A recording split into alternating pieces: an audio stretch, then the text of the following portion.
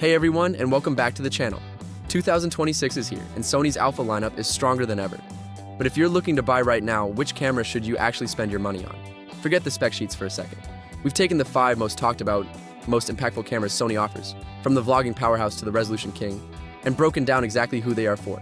In this video, we cover the ZV-E10, the A7 III, the A6700, the A7R5, and the A7C2. Let's find your perfect Sony camera for 2026.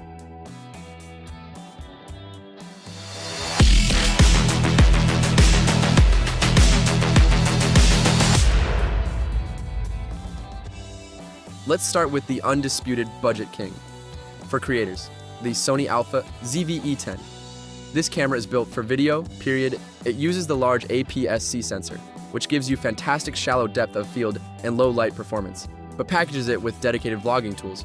We're talking about the product showcase mode that instantly shifts focus to an item you hold up, and the bokeh switch button that gives you that instant cinematic blur without messing with settings. It lacks a viewfinder, but who cares? You're looking at the screen. The only drawback is its aging autofocus compared to the newer models. But for the price and the video quality, it is still the top entry-level interchangeable lens option in 2026. Best for new YouTubers, TikTokers, and budget video creators. The new standard in compact power, the Sony Alpha 6700. This is the most compelling APS-C hybrid camera right now. It boasts a beautiful new 26-megapixel sensor and finally brings the professional video tools from the bigger cameras down into the compact APS-C format. You get 4K video, log profiles, and the ability to load your own custom LUTs directly into the camera. But the real game changer is the AI-based subject recognition. It's inherited from the flagship models, meaning it can lock onto humans, animals, birds, insects, and vehicles with scary precision. If you shoot a mix of travel, wildlife, and high-quality video, this is the modern compact weapon of choice. It might seem odd talking about the A7 III in 2026, but let me tell you why it's still on this list. This camera established the full-frame mirrorless market, and now it's the best entry point into full-frame.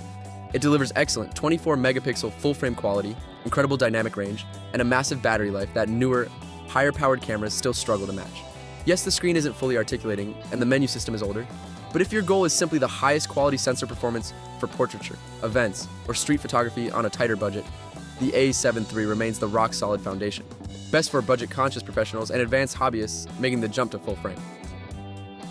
The Sony Alpha 7C2 is the answer for those who want full-frame performance without the bulk.